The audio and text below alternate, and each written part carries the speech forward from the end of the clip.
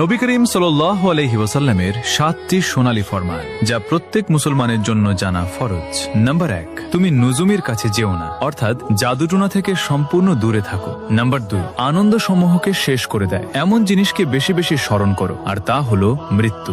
Number 3, এই দুনিয়ায় এমন ভাবে বসবাস করো যেন তুমি একজন আগন্তুক অথবা একজন মুসাফির। নাম্বার 4, কবরকে সিজদা করার স্থানে পরিণত করো না, অর্থাৎ আল্লাহ ছাড়া অন্য কারো সামনে মাথা নত বা সিজদা করো না।